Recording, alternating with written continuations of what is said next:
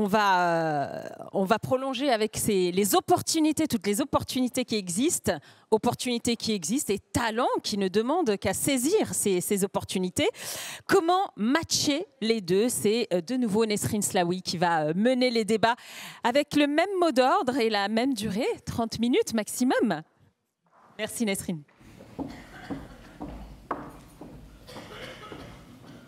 Rebonjour. Alors c'est vrai qu'aujourd'hui on est un peu pris par le temps. On est déjà en négatif, j'ai pas commencé à parler, c'est déjà un peu de la triche.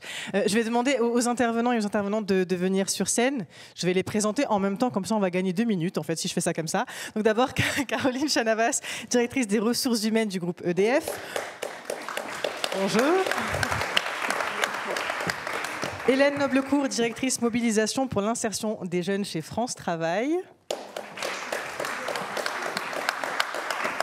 Christelle Mesley-Génin, présidente fondatrice de l'association Job IRL. Xavier Piechazic, président du directoire RTE. Et enfin, je le vois déjà prêt à monter sur scène, Patrice Valentin, président de l'UPGE. Je vous en prie, messieurs, dames, asseyez-vous, allez-y. On va commencer juste rapidement. Je vous invite à faire des réponses courtes pour comme ça on respecte le timing puisque je sais que Aïda veille sur mon épaule gauche. D'abord, Hélène, s'il vous plaît, est-ce que vous pouvez nous donner une définition de ce qu'on appelle les emplois verts et surtout comment vous aussi, au sein de France Travail, vous travaillez à leur attractivité auprès des jeunes notamment? Bonjour à tous. Alors déjà pour les définitions, je pense que ça va être assez rapide parce qu'on en a déjà entendu pas mal ce matin. Mais donc si on essaye de schématiser, on peut se dire finalement que dans le secteur vert, il y a 3 grandes catégories de métiers. Il y a les métiers verts qui sont liés directement à la finalité de protection de l'environnement. Donc c'est des métiers qui sont là pour maîtriser et corriger les effets négatifs de l'environnement. On pense notamment tout ce qu'il y a autour du traitement des déchets, traitement de la pollution, la distribution et la production de l'eau, tout ça. Deuxième catégorie, donc, ce sont les métiers verdissants. Donc, c'est des métiers qui préexistent déjà et qui vont intégrer de nouvelles compétences, justement, afin de tenir compte de la dimension environnementale dans les gestes métiers. L'agriculture, l'industrie, le tourisme et j'en passe. Et la troisième catégorie, donc, ce sont les emplois traditionnels stratégiques. Donc, ce sont des métiers dont on a besoin, qui sont essentiels pour accompagner les transformations. Par exemple, le métier de chaudronnier, qui n'est pas forcément aujourd'hui très valorisé, très connu. Et ben, en fait, c'est indispensable pour travailler dans l'éolien. Et justement, vous, au sein de France Travail, qu'est-ce que vous faites? Qu'est-ce que vous mettez en place pour justement essayer de développer l'accès à ces métiers, de les faire découvrir même aux plus jeunes ou même pas forcément vers cet angle jeunesse, mais comment on fait justement pour rendre accessibles toutes ces informations-là? Alors vous avez raison, la plus grande difficulté, en tout cas le plus gros enjeu, ça va être la question de l'information, de la sensibilisation, de la valorisation, de l'accompagnement et également bien sûr de la formation des demandeurs d'emploi ou en tout cas des personnes qui ont envie de s'engager dans ces métiers. Donc pour chacun de ces enjeux, de ces défis, France Travail a mis en place un certain nombre d'actions, d'outils. Donc sur la question de l'information, je ne vais pas tous les faire, ce serait inapproprié, mais en tout cas il y a des choses qui sont intéressantes qu'on creuse pour découvrir des métiers à travers des outils numériques, pour les valoriser avec les semaines de l'emploi, et je les cite parce qu'il y a beaucoup d'entreprises qui sont associées à ces différents événements. Accompagner les demandeurs d'emploi, ça va être également de faciliter les recrutements, donc avec des formations, des immersions pour découvrir les métiers, les environnements professionnels, y compris les publics les plus éloignés, et former parce qu'il va falloir adapter les besoins de compétences avec l'offre de compétences. Et donc là, il y a besoin souvent pour des personnes plus éloignées qui découvrent des métiers de réajuster ces formations. Moi, ce que j'ai envie de vous dire, c'est qu'il va falloir qu'on ait, et c'est ce qu'on travaille, des stratégies sectorielles, puisque ce ne sont pas les mêmes enjeux, pas les mêmes approches, et donc pas les mêmes manières de faire, pas les mêmes acteurs, des stratégies territoriales, et donc là il y a des vrais enjeux, et y compris autour des COP régionales, on voit bien que les acteurs sont mobilisés pour relever ce défi de la décarbonation, et il va y avoir des stratégies, j'ai envie de dire plus larges, plus profondes, de transformation des mentalités. Il faut qu'il y ait une prise de conscience collective générale, et y compris chez les jeunes, qui sont finalement pas suffisamment informés, sensibilisés sur c'est quoi les métiers de demain. C'est quoi la transition écologique? Comment ça va impacter les métiers? Comment ça va créer des nouvelles opportunités? Et ça, en fait, il va falloir certainement travailler beaucoup plus en amont, justement, pour aller repérer et accompagner tous ces jeunes qui vont venir sur le marché du travail prochainement. Et justement, c'est ce que fait JBL, ce que vous faites, vous, Christelle, cette notion de découverte, notamment dans le public de 12-25 ans, que ce soit dans les collèges, dans les lycées, mais aussi un accompagnement vers l'alternance d'étudiants. Quels sont les 3 freins que vous repérez sur le terrain pour le développement de ces emplois verts? Alors, les freins, je dirais, de l'insertion globalement des jeunes de QPV et de zones rurales, il y a 3 freins principaux. Pour moi, il y a un frein majeur auquel je m'attaque depuis maintenant plus de 10 ans avec Job IRL, c'est l'orientation des jeunes. Parce que si vous ne vous orientez pas vers des métiers d'avenir, vers des métiers qui ont du potentiel, ça sera plus compliqué de vous insérer. Et d'autant plus parce que le deuxième frein, c'est le manque de réseau. On sait que ces jeunes manquent de réseau. Et ce qui a 2 effets, c'est qu'ils manquent de réseau au moment de s'orienter. Et on sait très bien que dans les familles favorisées, je dirais le dimanche en famille, on parle métier sans s'en rendre compte autour de la table. Dans les familles où les 2 parents sont en RSA, ou voilà, des mamans seules qui font des ménages, on ne parle pas des mêmes métiers le dimanche autour de la table. Et donc, il est important très tôt de mettre les jeunes en relation avec des professionnels pour justement leur montrer que c'est possible, de leur montrer que c'est aussi pour eux, que c'est pas parce que voilà, ils grandissent dans telle banlieue, dans tel village que c'est impossible pour eux. Et donc une mise en relation le plus tôt possible avec des professionnels permet de se dire tiens, en fait c'est des gens comme moi, pourquoi pas, ils ont fait des études certes de bon niveau, mais j'ai envie de dire pas si extraordinaire que ça, et donc je peux y arriver. Et donc ça, c'est le deuxième frein, c'est donner du réseau à tous ces jeunes. Et c'est vrai que donc moi j'ai créé un réseau social, aujourd'hui on est plus de 130 000 membres avec 2500 entreprises qui ont des collaborateurs inscrits pour permettre aux jeunes de poser des questions sur les métiers.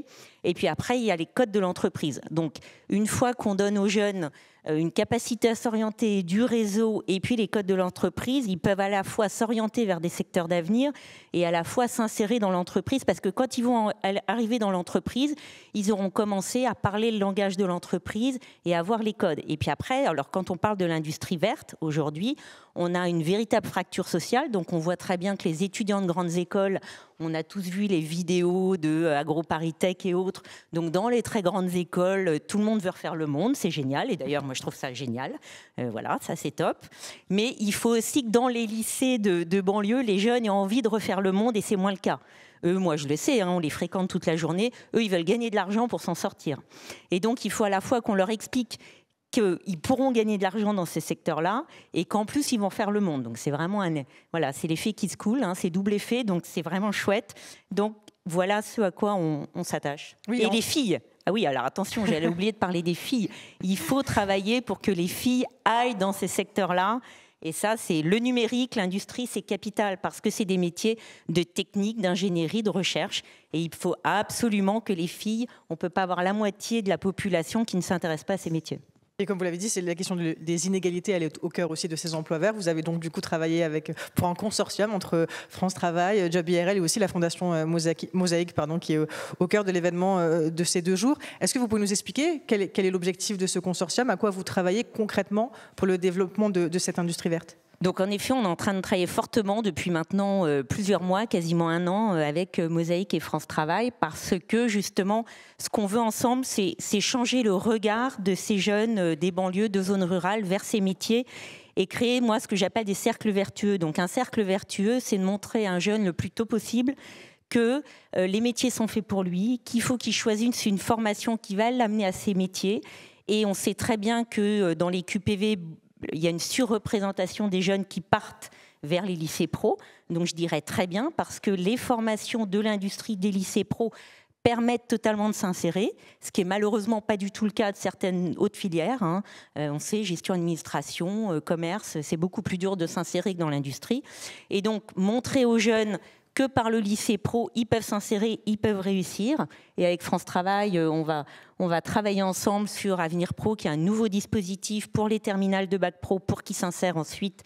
Et ça marche. Nous, ça fait plusieurs années qu'on amène ces jeunes vers l'alternance, Voilà, on le fait chez Engie, chez IDEX, dans des métiers de l'énergie. Et puis, créer aussi une sensibilisation des jeunes, une mise en relation et une insertion, donc par l'alternance, par l'emploi avec Mosaïque, et donc de vraiment changer le regard de ces jeunes, amener les filles à y aller, et puis créer vraiment cette dynamique vers la formation, vers l'emploi, et avec tous les bagages que ces jeunes doivent avoir de code et autres pour s'insérer durablement, parce que c'est ça aussi qui est important, c'est de les amener vers des emplois qui leur permettent de s'insérer durablement. Pas des formations Kleenex où on leur dit tiens, pendant 6 mois tu vas faire ça, alors ça les occupe, j'ai envie de dire, pendant 6 mois, et puis en bout de 6 mois ils repartent à la mission locale et ils recommencent un nouveau cycle, et ça c'est vraiment dommageable. Et vous, justement, Madame Chanavas, comment, en tant que directrice des ressources humaines de EDF, vous pouvez accompagner ce type de consortium? Comment vous pouvez agir en tant que recruteur, justement, pour justement le développement de ces emplois? Bonjour à tous. Alors, la transition énergétique, c'est une chance formidable pour nous tous. Je pense que c'est l'occasion pour nous tous de repenser le modèle sociétal auquel nous participons. Donc, la transition énergétique pour le groupe EDF, et puis je vais répondre plus précisément à votre question, c'est 3 grands secteurs d'activité. C'est les réseaux, la production nucléaire, parce que oui, le nucléaire permet de produire de l'électricité décarbonée, donc c'est de l'énergie verte, et puis bien évidemment tous les nouveaux services énergétiques. Donc ce sont 3 secteurs d'activité, vous l'avez mentionné, qui ont une chance énorme, c'est que 80% des métiers sont communs à l'ensemble de ces secteurs d'activité. Un chaudronnier, il peut avoir son rôle dans l'ensemble de ces secteurs. Pour donner une chance à chacun, parce que je pense que la transition énergétique, c'est aussi la société du prendre soin. On va prendre soin de la planète, on va prendre soin de nos salariés et on va prendre soin de l'ensemble de nos territoires ou des tours et des bourgs. Il faut aller chercher les jeunes. Ça, je pense que c'est nouveau pour l'ensemble de nos sociétés. Les jeunes et les jeunes hommes et les jeunes femmes, il faut aller les chercher pour former quelqu'un, en tout cas pour accueillir quelqu'un dans l'entreprise. Il faut à peu près 5 à 10 ans avant, c'est-à-dire il faut leur donner envie, il faut aller dans les écoles, il faut aller dans les collèges. Vous l'avez dit, madame, le soir au dîner, on ne parle pas forcément des métiers, et donc c'est notre rôle d'entreprise d'aller dans l'ensemble des écoles pour expliquer quels sont nos métiers, puisque c'est quand naissent les vocations que naissent ensuite les orientations, indépendamment du prénom des jeunes, des orientations ou des freins qu'ils avaient en tête. Et donc ça, c'est vraiment notre rôle. Donc nous le faisons, nos salariés, nous avons 130 000 salariés en France. Ils vont dans les collèges, ils vont dans les écoles, ce sont nos meilleurs ambassadeurs et ils font rêver les jeunes. Et puis, à l'instar d'Enedis, nous apportons des options à des formations initiales dans les lycées professionnels, dans les BTS, pour ensuite accueillir des jeunes et des moins jeunes, parce que nous travaillons aussi beaucoup avec France Travail en ce qui concerne les conversions. Mais le vrai sujet de l'inclusion, c'est la pérennité au sein de l'entreprise et c'est le développement. Je pense que la formation, c'est extrêmement important. Le groupe EDF investit à peu près 600 millions d'euros par an pour la formation, et c'est donner les codes, permettre à chacun de trouver sa place au sein de la société. Donc la transition énergétique, c'est une opportunité formidable pour repenser l'ancrage de l'ensemble de nos entreprises sur le territoire national et accueillir tous les talents. Merci beaucoup.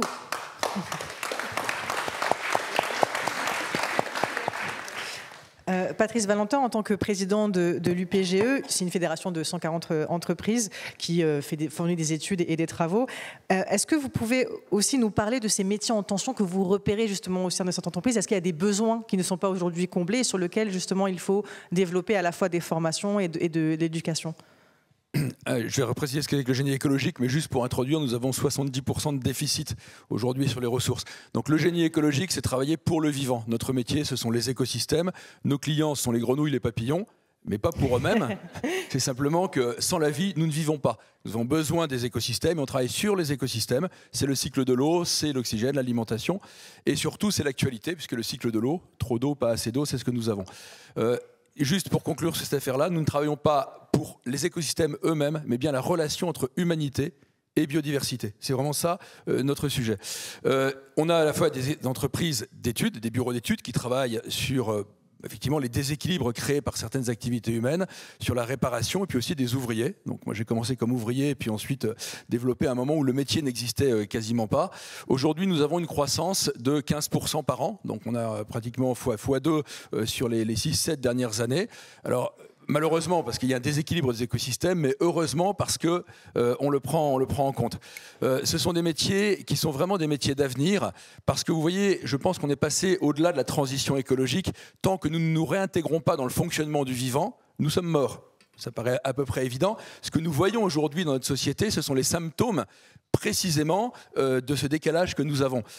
Donc ce n'est pas simplement des éléments techniques, c'est aussi des éléments qui sont d'ordre anthropologique, philosophique, et la motivation pour les jeunes, en fait, c'est de se dire, comme ça a été évoqué tout à l'heure, de travailler à une transformation radicale qui est plus du niveau de la révolution que de la transition. Le terme révolution dans tout ce qu'il y a de plus joyeux, pacifique et surtout plein d'espérance. On a aujourd'hui une crise de la jeunesse, pas simplement d'ailleurs pour les jeunes les plus pauvres, qui est ce qu'on appelle l'éco-anxiété. Et donc, qu'est-ce que l'on va construire comme monde? Alors dire, écoutez, moi l'avenir c'est ce que vous allez faire vous-même, c'est ce que vous allez le prendre à partir du moment où vous retrouvez cette relation au vivant. Et donc il y a deux aspects, il y a un aspect qui est très technique, mais n'oublions pas que sur un problème systémique, il n'y a pas de réponse technique. Je le disais tout à l'heure, c'est anthropologique, politique, philosophique. Et l'autre point, c'est de passer d'une logique de RSE à une logique de RTE. Alors ça n'a rien à voir avec l'électricité, mais de responsabilité territoriale des entreprises. Ça a été évoqué d'ailleurs précisément parce que la vie, contrairement au carbone qui est très très global, la vie c'est notre rivière, c'est notre haie, c'est notre pelouse, c'est visible, c'est charnel, ça fait beaucoup beaucoup de bien et ça permet de réinventer aussi les modèles sociaux. Tout à l'heure j'ai entendu un débat passionnant entre compétition et coopération. Eh bien nous avons la solution, c'est la vie. Les écosystèmes sont basés essentiellement sur la coopération, la fleur et l'abeille, les champignons sur les racines des arbres, mais il y a indubitablement de la compétition. S'il n'y a que de la compétition, ça déséquilibre l'écosystème et en général, les espèces qui en sont à l'origine disparaissent. Bon, ça fait 3,8 milliards d'années que ça fonctionne comme ça, donc je ne me mouille pas beaucoup, si vous voulez, en avançant ça. Donc vous voyez, cette question pour la jeunesse, c'est de sortir de la peur, de sortir de l'idéologie, parce que je pense que nous crevons aujourd'hui des approches trop idéologiques que nous avons dans l'écologie, d'être pragmatique, d'être charnel, c'est ce qu'on fait sur le terrain, et de se dire, la vie est belle. Il faut l'observer, la contempler, travailler avec elle, ce qui demande de l'humilité, ce qui demande du travail. Voilà. Alors maintenant, pour convaincre les jeunes, ce n'est pas forcément suffisant. Ça demande, comme vous l'avez évoqué, de la communication, mais surtout du courage. Parce qu'aujourd'hui, nous vivons une période extraordinaire dans l'histoire de l'humanité. Rien n'est écrit, tout est à faire. Par contre, on va avoir besoin de courage, de faire des efforts et remobiliser la jeunesse en se disant à l'assaut et vive la vie. Je pense que c'est vraiment ça qui est bien aujourd'hui, quoi.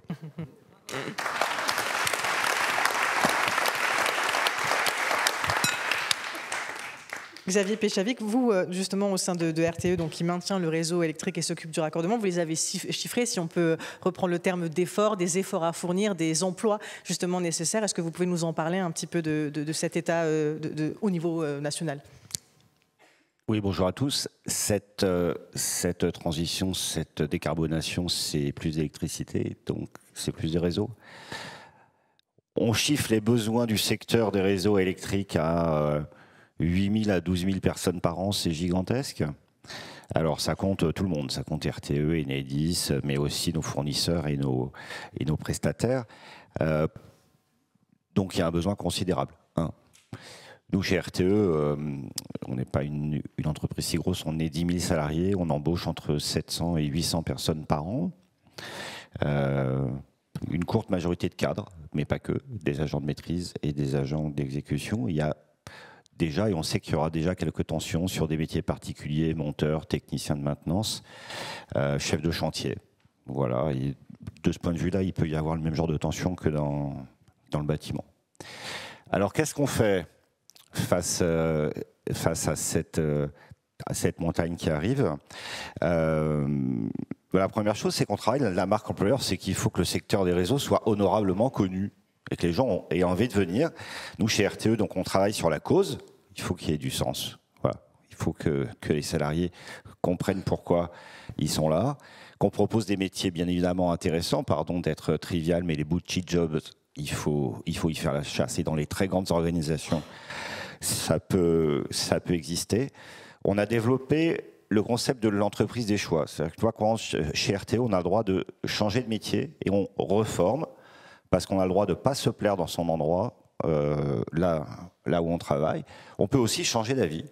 Et donc c'est ce qu'on propose pour fidéliser. Et enfin, depuis quelques années, on a placé la diversité comme une valeur, non seulement de notre recrutement, mais de la manière dont les collectifs fonctionnent. Donc ça, c'était pour la marque employeur. Après, Caroline en a parlé, on est associé avec Enedis et la filière dans l'école des réseaux de la transition énergétique. Alors là, c'est du soutien à l'éducation nationale. C'est-à-dire qu'on fournit de la matière à l'éducation nationale pour qu'elle développe des nouvelles options. Nous, on a aussi décidé d'ouvrir nos propres formations en partenariat avec des instituts de formation, Bac Pro, aujourd'hui 3 BTS en 2025, 5 BTS, un BUT, un bachelor et en 2025 un master.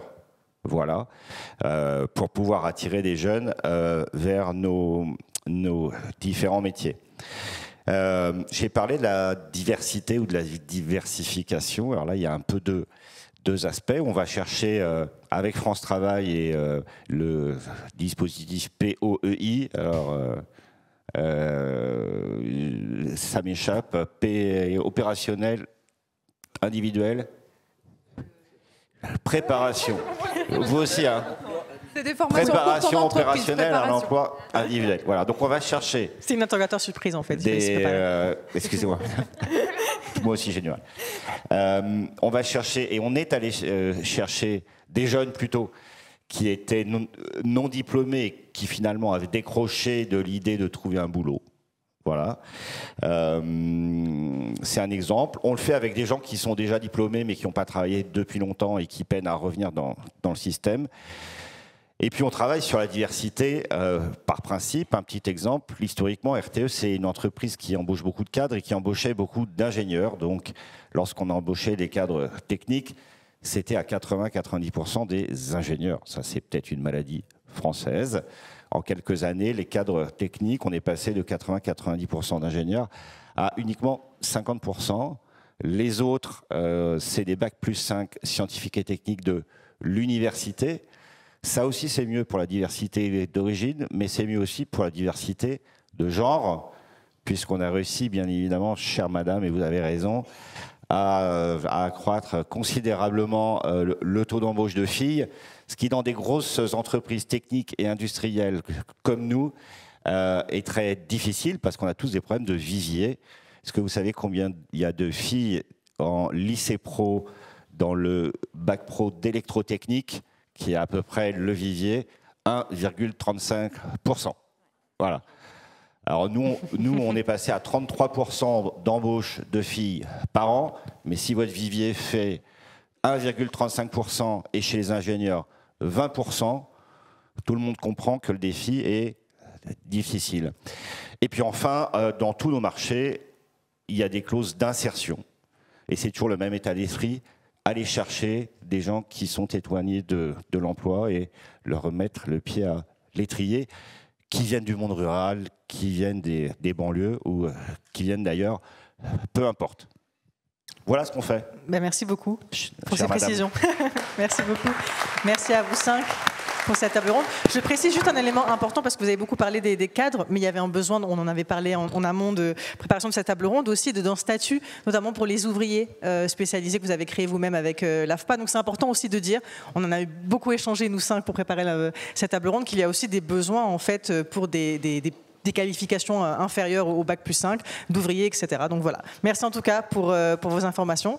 Et puis bonne journée pour le reste de la table ronde. Un grand merci à Nesrine et merci également à tous les intervenants pour leur précieux temps de parole.